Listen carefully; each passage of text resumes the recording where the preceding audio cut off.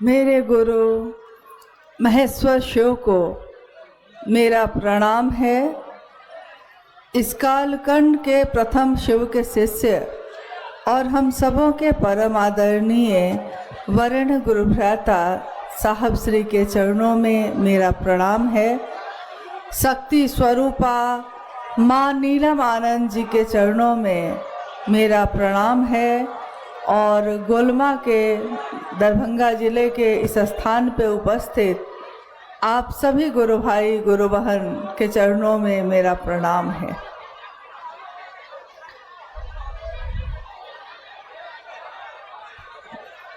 मौसम बहुत खूबसूरत है और महादेव की असीम दया से हम और आप यहाँ आज उपस्थित हैं।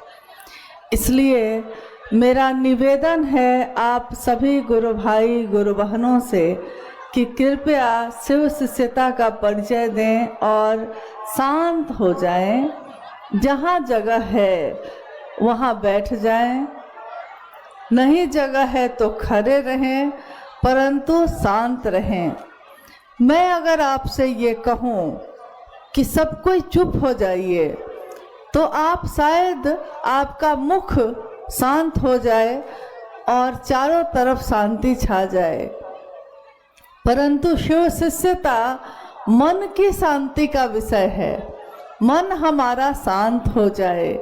ये जो जीवन के उतार और चढ़ाव हैं, इन उतार चढ़ाव के बीच, इन तरंगों के बीच भी हमारा मन बिल्कुल शांत अघोरा अवस्था में हो जाए, ऐसा तभी संभव है जब हम महागुरु महादेव का सानिध्य लेंगे। अध्यात्म के इस धरती पे इस संक्रांति काल में याद रखिएगा कि जब जब धरती पे अनाचार बढ़ा, जब जब रूढ़िवादिता बढ़ी, जब जब संकीर्णता बढ़ी और जब इन सभी के पास से सब लोग मानव जाति बंधते चले गए, तब किसी ऐसे व्यक्ति का जन्म इस धराधाम पे हुआ है जिसने एक ऊर्जा का प्रस्फुटीकरण किया है और उसके प्रस्फुटीकरण के कारण चारों तरफ की सारी रूढ़िवादिता, सारी संकीर्णता सब तिरोहित होते चले जाते हैं। सन 1980 के दशक में जब साहब श्री ने शिव शिष्यता का आवाहन किया धरती के लोगों से, ये वो काल था जब पूरा भारतवर्ष आध्यात्म के संक्रांति काल से गुजर रहा था। आध्यात्म क्या है, पहले हम लोग इस पे बात करते हैं। आध्यात्म यानी खुद को जानने का विज्ञान। मैं कौन हूँ, कहाँ से आया, कहाँ को जाऊँगा, किस लिए आया, मेरा इस जीवन में, एक मानव के जीवन में क्या कर्तव्य है, क्या जिम्मेदारियां हैं, क्या मेरी नैतिकता है, इन सब को जानने के विज्ञान को कहा जाता है आध्यात्म। आध्यात्म स्वयं की खोज है। आत्मदीपो भव है। स्वयं की खोज आदमी कब करता है, जब वो बाहर के तरफ देखना बंद कर कर अपनी तरफ देखना शुरू करता है। बाहर की भी एक पूजा होती है और भीतर की भी एक पूजा होती है। शिव पुराण में कहते हैं कि पूजा दो विधियों से की जाती है। एक वैसे जैसे मंदिरों में होता है, अभ्यंतर भी एक पूजा होती है, बाह्य भी एक पूजा होती है। तो बाह्य पूजा में चीज़ें दिखाई देती हैं, कोई भगवान की मूर्ति है, तस्वीर है, शिवलिंग है, जल है, जलार्पण करने की सामग्रियां हैं, फल है, फूल है, प्रसाद है, सिंदूर है, धागा है, बहुत सारी चीज़ें हैं, कर्मकांड है। यानी जो वह पूजा है उसमें ये सारी चीज़ें दिखाई देती हैं, परंतु अभ्यंतर अंदर की जो पूजा है उसमें ये चीजें दिखाई नहीं देती, इन आंखों से हम महसूस करते हैं। हमारा भाव महादेव पे चढ़ रहा है, हमारा मन जो है वो शिव का सानिध्य ले रहा है, शिव का सानिध्य लेकर परम शांति को उपलब्ध हो रहा है। शिव का सानिध्य अतुलनीय शांति देता है जिसकी कोई तुलना नहीं है, ऐसा कर रहा है। और शिव की शिष्यता ये आभ्यंतर ही पूजा है, पूजा का हाईटेक स्वरूप है जिसमें हम चढ़ाते हुए कुछ नहीं दिखते, परंतु हमारा मन, हमारा जीवन शिवमय है, शांत है, स्थिर है। कहते हैं कि जब अध्यात्म की खोज के लिए हम चलते हैं तो एक सही गुरु का सानिध्य, एक सही गुरु का मार्गदर्शन हमको मिलना चाहिए। गुरु, सदगुरु, जगत गुरु, यानी गुरुओं की 3 श्रेणियां मानी गई। गुरु अपनी वाणी से, अपने शब्द से, अपने स्पर्श से अपने पास बैठाकर शिष्य के मन में शिव का आवेश पैदा करते हैं। और गुरु आचार्येंद्र भी होते हैं तो अपने आचरण के द्वारा भी शिव का आवेश पैदा करते हैं। गुरु के रूप में जो शरीरधारी गुरु हैं उनके रूप में वो शिव का आवेश पैदा करते हैं, परंतु इसके लिए कोई न कोई कर्म कांड, कोई न कोई विधियां, कुछ नियम, कुछ पात्रता ढूंढी जाती है। तो जो शरीरधारी गुरु हैं उनका शिष्य बनने पे आपने सुना होगा कि कान में मंत्र देते हैं और कहते हैं कि ये मंत्र सिर्फ तुम्हारे लिए है, ये मंत्र दूसरे को बताना भी नहीं है, किसी दूसरे को सुनाना भी नहीं है। तो कोई शरीरधारी गुरु जब होंगे तो उनका शिष्य भी उनके जैसा होगा। जैसा शिष्य वैसा गुरु, जैसा गुरु वैसा शिष्य। तो उस शिष्य को जो शरीरधारी गुरु है उनके शिष्यों को कहा गया साधन सिद्ध, यानी साधना के द्वारा जो उपलब्ध होते हैं शिव को, उनको कहा गया साधन सिद्ध। तो गुरु हो गए शरीरधारी, उनका शिष्य हो गया साधन सिद्ध, यानी उपासना, साधना, आराधना या मंत्रों के जप से ही ये हो सकेगा। इसलिए हर गुरु अपने शिष्यों को कोई ना कोई मंत्र देता है। वो जिस देवी या जिस देवता का सानिध्य लेकर चल रहा है वो उसी देवता का या उस देवी का मंत्र देता है। और लाखों मंत्रों के जप से एक विशेष अवधि में वो शिवत्व को उपलब्ध होने की पात्रता प्राप्त कर लेता है। परंतु जब कोई सद्गुरु होता है तो सद्गुरु भी शरीर में होगा, परंतु सद्गुरु जो शरीर में है वो कहा गया कि मात्र अपनी दया से शिव का आवेश पैदा कर सकते हैं। तो यहाँ हमको समझ में आता है कि जब कोई सद्गुरु शरीरधारी जो है वो अपनी दया से शिव के लिए आवेश पैदा कर सकता है तो शिव को गुरु बनाने की जरूरत क्या है। यहाँ एक भारी अंतर है, जैसे आकाश और पाताल का अंतर क्या है। कोई सद्गुरु मात्र अपनी दया से शिव का आवेश पैदा कर सकता है, परंतु इसके लिए एक न एक पसंद या एक न एक नापसंद होगी।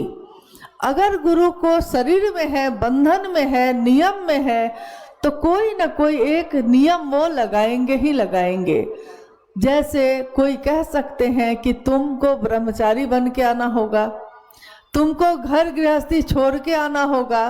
वो कह सकते हैं सुरा और सुंदरी का त्याग करना होगा।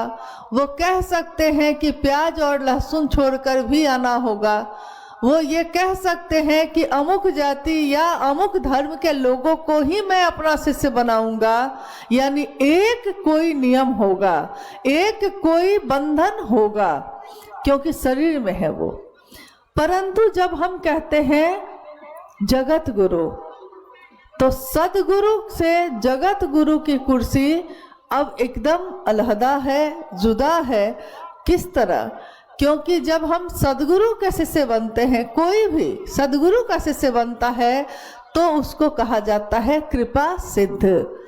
कृपा सिद्ध का अर्थ होता है जिसने जो जितना किया है उतना पाया है, जितना गुरु के कहने से वो कर पाया उतनी उपलब्धि उसको हो गई है, इसलिए वो हो गया कृपा सिद्ध। लेकिन जैसे ही जगत गुरु शिव की बात होती है, जगत गुरु, तो जगत गुरु की कुर्सी पर एकमात्र शिव ही बैठे हैं। कहने को हम अपने नाम के साथ जगत गुरु 1008 या जगत गुरु 108 लगा सकते हैं, परंतु पूर्णतः अखंड, जिसका कोई खंड नहीं किया जा सकता, अगर अखंड शिव की बात की जाए, अखंड गुरु की बात की जाए, अगर नित्य सिद्ध शिष्य की बात की जाए, यानी जो जगत का गुरु होगा उसका शिष्य होगा, जो शिष्य होगा वो नित्य सिद्ध होगा।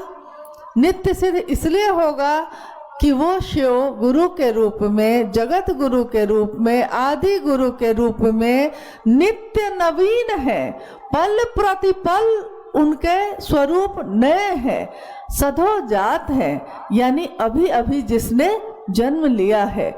तो नित्य नवीन जो हैं उनके शिष्यों को कहा गया नित्य सिद्ध। इसलिए शिव के शिष्य नित्य सिद्ध भी कहे जाते हैं। कारण एकमात्र यही है कि पल प्रतिपल हमारे मन में वो शिव अपना आवेश जगाते हैं और संकीर्णताएं शिव भाव के शिखर की तलहटी में ही, शिव भाव का शिखर, अभी हम लोग उस शिखर पे पहुंचे भी नहीं हैं। अभी हम लोगों ने बस विचार किया है, अभी हम लोगों ने बस सोचा है कि शिव मेरे गुरु हैं, मैं शिव का शिष्य हूँ, मुझ शिष्य पर दया कर दीजिए, शिव से हम दया मांग रहे हैं। अभी हमने सोचा है, शुरुआत की है, परंतु हमारी ये शुरुआत ही शिव भाव के शिखर की तलहटी में ही, जैसे अभी वहाँ बहुत सारे लोग ऊंचाई पे खड़े हैं और अभी हम बहुत नीचे ही हैं, अभी ऊंचे पे गए नहीं हैं, नीचे ही हैं, तभी हमारा मन समस्त संकीर्णताओं को तिरोहित करने लगता है। जिस तरह आप देखते होंगे कि पूजा के सामग्री में कपूर एक वस्तु होती है, कपूर को अगर आप कहीं रख दीजिए और छोड़ दीजिए तो धीरे धीरे वो कपूर खुद ही घुल के हवा में मिल जाता है। क्या ऐसा देखा है? ऐसा हुआ है कभी? कपूर खुद ही हवा में घुल जाता है, मिल जाता है।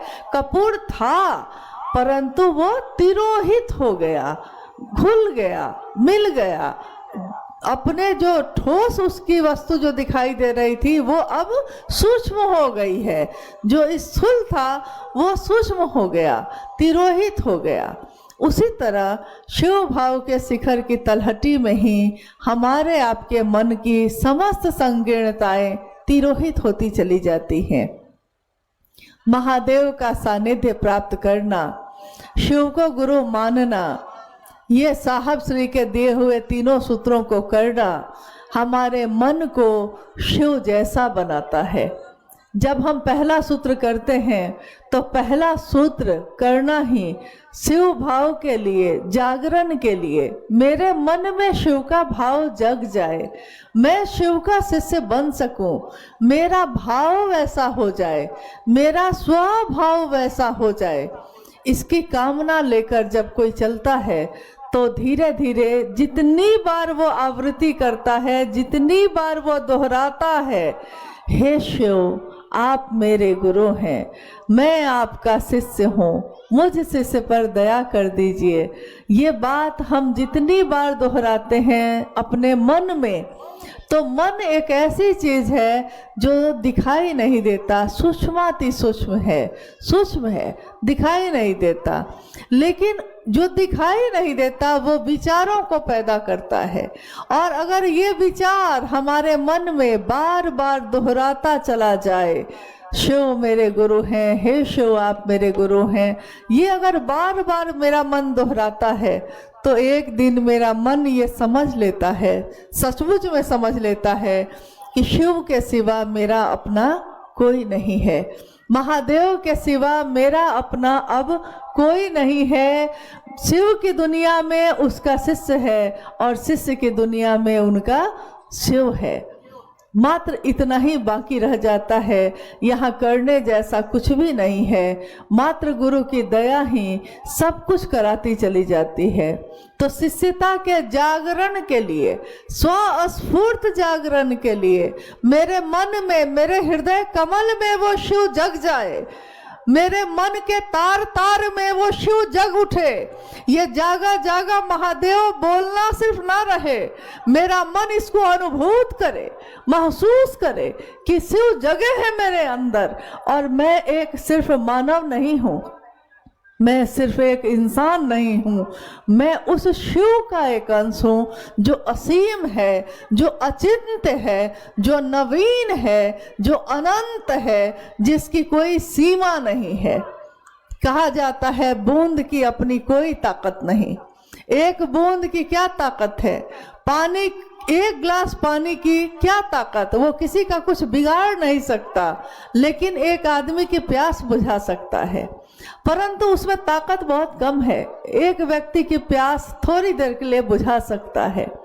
उसको तालाब के पानी में रखिए, उसकी ताकत अब क्या है? एक गिलास पानी की ताकत अब एक तालाब भर पानी की ताकत है।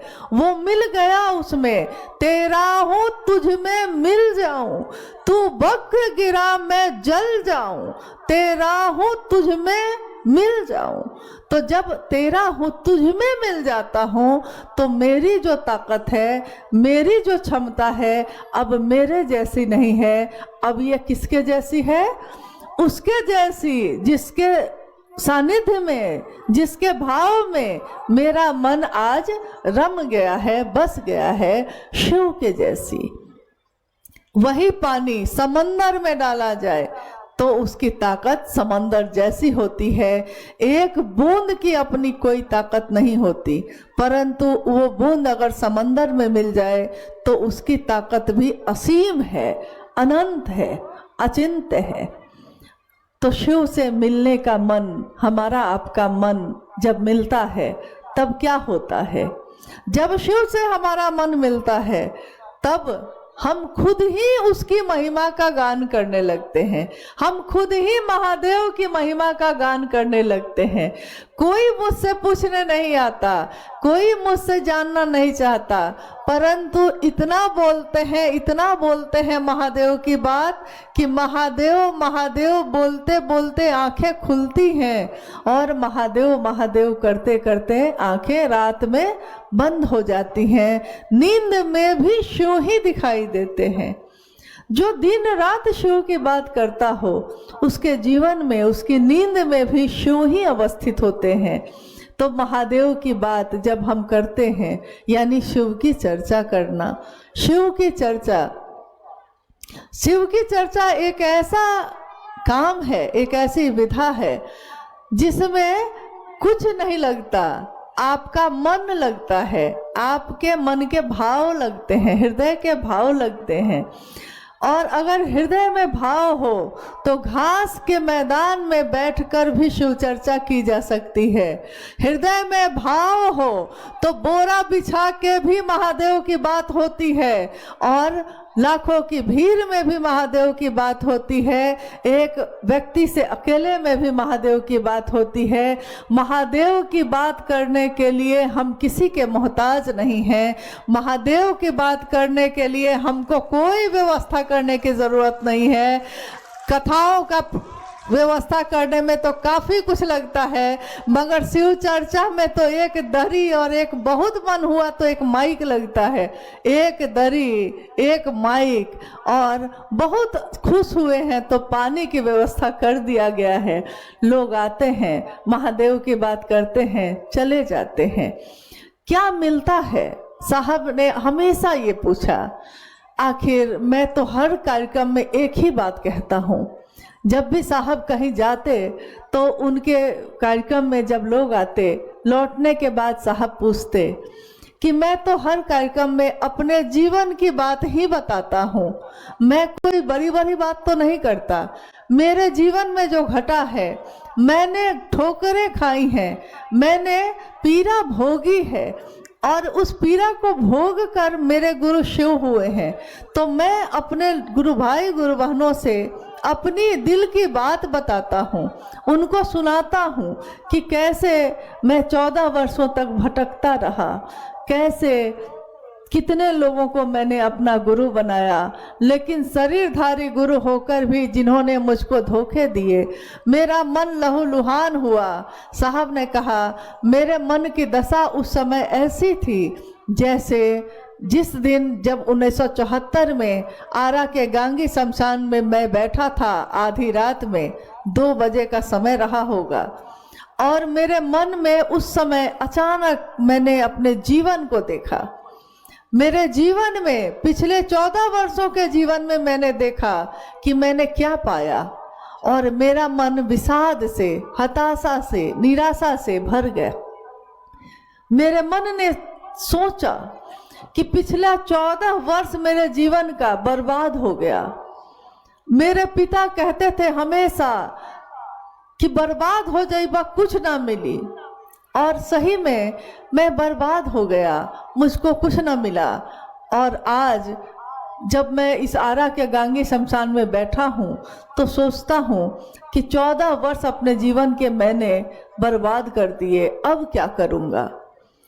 उसी समय देखिए, जब कोई गुरु के सानिध्य में जाता है तो एक दिन उसका मन हताश और क्लांत और श्रांत हो जाता है, तब वो थक कर, हार कर, समर्पित होकर शिव की शरण में जाता है। वही अवस्था उस समय साहब के मन की हुई।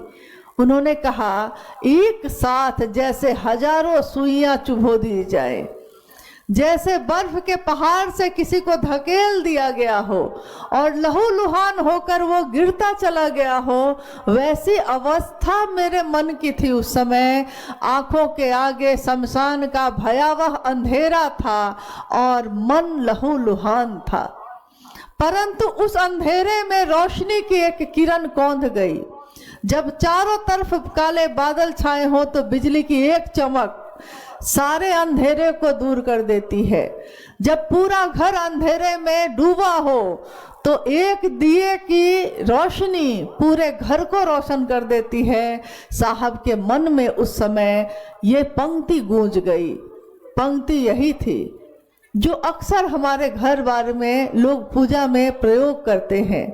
गुरुर ब्रह्मा गुरुर विष्णु गुरुर देवो महेश्वर गुरु साक्षात पर ब्रह्म तस्मै श्री गुरुवे नमः।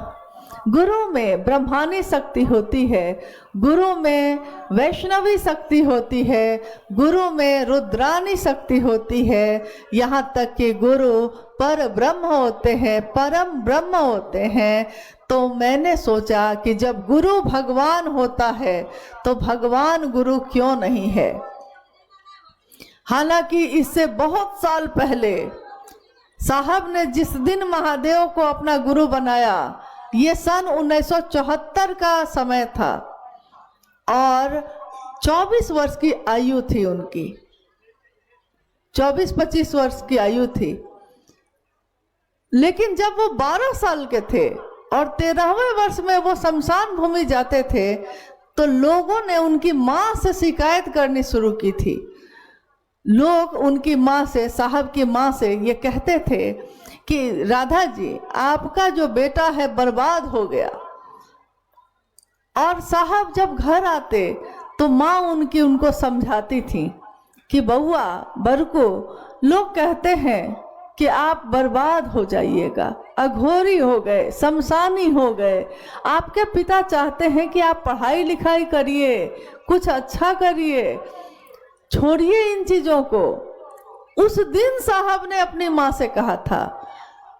13वें वर्ष में प्रवेश करने वाले एक बालक ने अपनी माँ से उस दिन कहा था कि माँ, लोग कहते हैं कि इंसान भगवान के पास से आता है, जन्म लेता है तो हम लोग क्या कहते हैं, कहाँ से आया है ये बच्चा जो मेरे गोद में है, ये भगवान ने दिया, महादेव का दिया हुआ है, तो महादेव के पास से आया। अक्सर छोटे बच्चे पालना में झूलते झूलते मुस्कुराने लगते हैं, हंसने लगते हैं, नींद में है, बिल्कुल नींद में है और नींद में ही हंसने लगते हैं।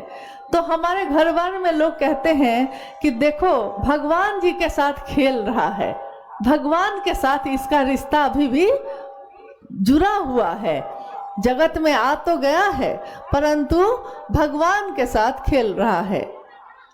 साहब ने यही बात अपनी माँ से कही थी कि लोग भगवान के पास से आते हैं, परमात्मा के पास से, और परमात्मा के पास चले जाते हैं। जब उनकी मौत हो जाती है तो लोग कहते हैं कि ये मरकर फिर भगवान में लीन हो गया, भगवान में चला गया थी, चरितार्थ हो रही है, क्योंकि आज वो भगवान सिर्फ मूर्ति में नहीं है, सिर्फ तस्वीर में नहीं है, सिर्फ शिवलिंग में नहीं है, वो महादेव हमारे जीवन में है, हमारे दिल की धड़कन में है, हमारे घर के मुखिया हैं।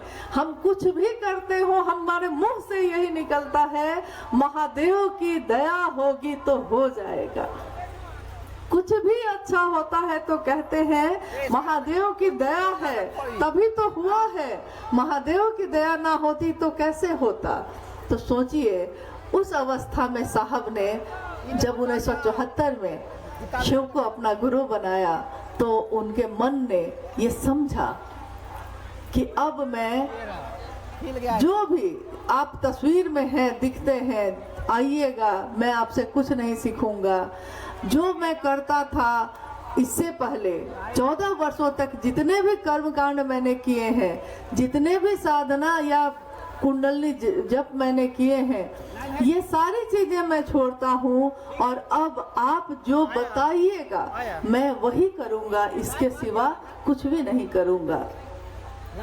साहब को पता था उस समय कि भगवान महादेव दिखाई इन आंखों से नहीं देते, तो उन्होंने उस समय बाद में सोचा कि मैंने भगवान शिव को अपना देंगे कैसे, साधना बताएंगे कैसे, तो मैं समझूंगा कैसे। ये सोचकर उन्होंने किसी से ये बात नहीं कही, किसी को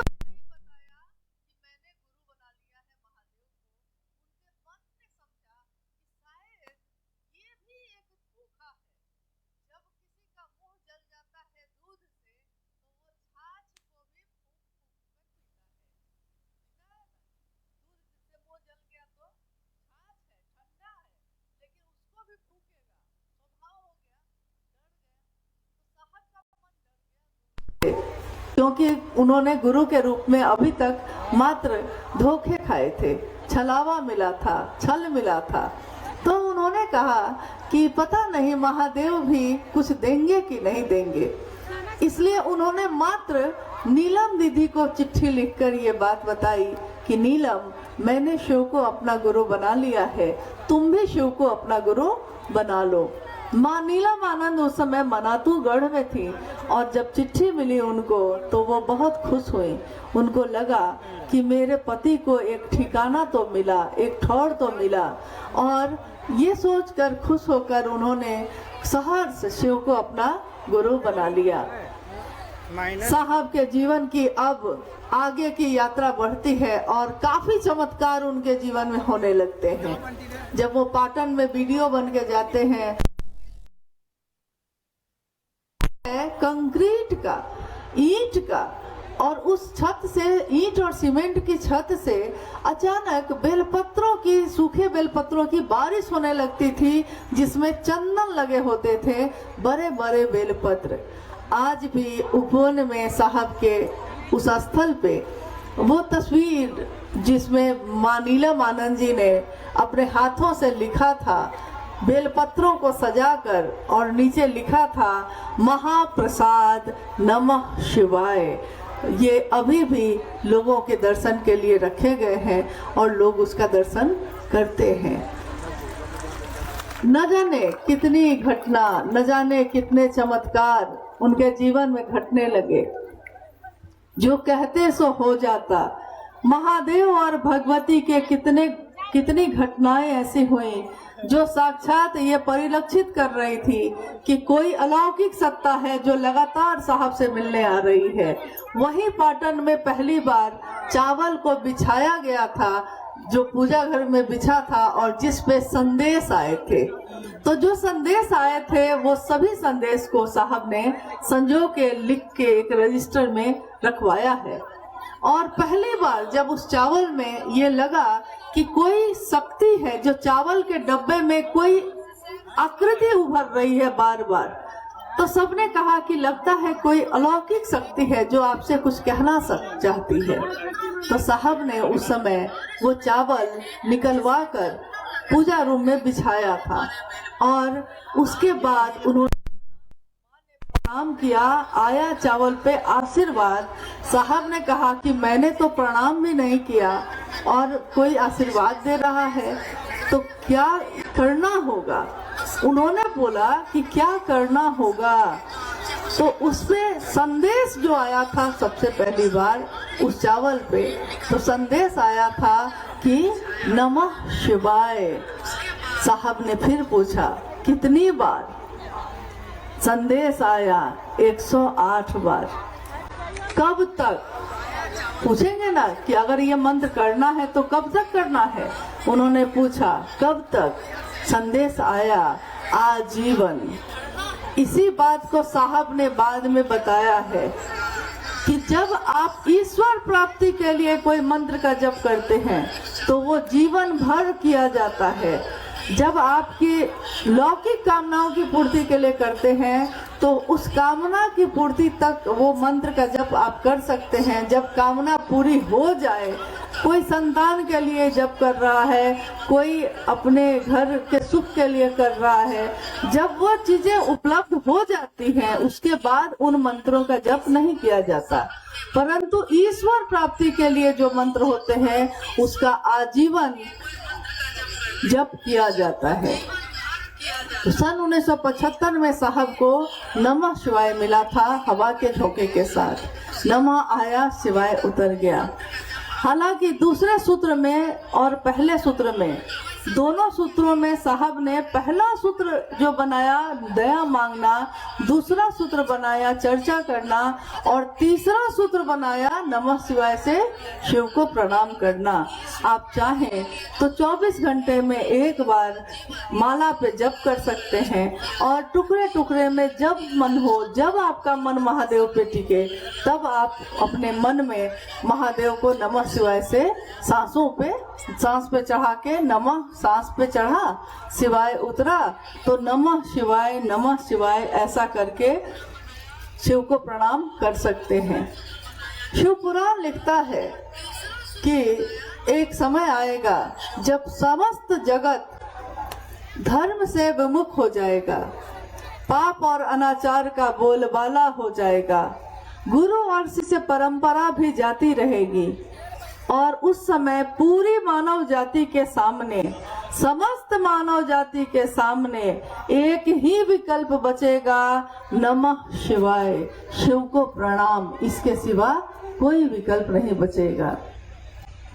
तो इसीलिए जब साहब ने ये बातें तीनों सूत्रों के माध्यम से लोगों तक पहुंचाई, उसके बाद उन्होंने जब शास्त्रों का अध्ययन किया था 1986 में, तब उनको धीरे धीरे पता चलने लगा कि अरे ये तो 1982 से 1986 के बीच में उन्होंने जितने भी अध्ययन किए सभी जगहों पे गुरु नाम गुरुवे नमः, तुम त्रिभुवन गुरुवेद बखाना, संभवे गुरुवे नमः, सकला कल रूपाए संभवे गुरुवे नमः, ये पंक्तियां लिखी हुई प्रदीप्त दिख रही थी। और अक्सर साहब ने ये कहा कि लोग कहते हैं शास्त्र में भी ये लिखा है, शिव पुराण में ये लिखा है और हमारे ऋषि मुनि भी ये कहते हैं कि शिव जैसा कोई नहीं। लेकिन न जाने क्यों उन्होंने गुरु शब्द पे अपना मौन रखा, गुरु के बात पे कुछ नहीं कहा। शास्त्रों ने ये तो लिख दिया कि नास्ति सर्व समो दाने, नास्ति सर्वसमो देवो, नास्ति सर्वसमा गति, नास्ति सर्वसमो रणे। यानी शिव जैसा कोई देवता नहीं, शिव जैसा कोई दानी नहीं, शिव जैसा कोई योद्धा नहीं, शिव जैसा कोई नहीं। लेकिन साहब ने कहा काश उसी समय ये पंक्ति भी जोड़ दी जाती कि नास्ति सर्व समो गुरु, शिव जैसा कोई गुरु भी नहीं है।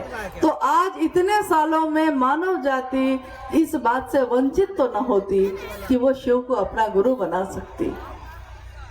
और आज जब हम 2026 में प्रवेश कर रहे हैं, साहब श्री की 1982 से शुरू की हुई शिव की चर्चा आज सालों की यात्रा तय करके आगे बढ़ती जा रही है। ये संदेश, ये पावन संदेश घर घर में पहुंच रहा है। लोग शिव को अपना गुरु बना रहे हैं, अपने जीवन के लिए कहा।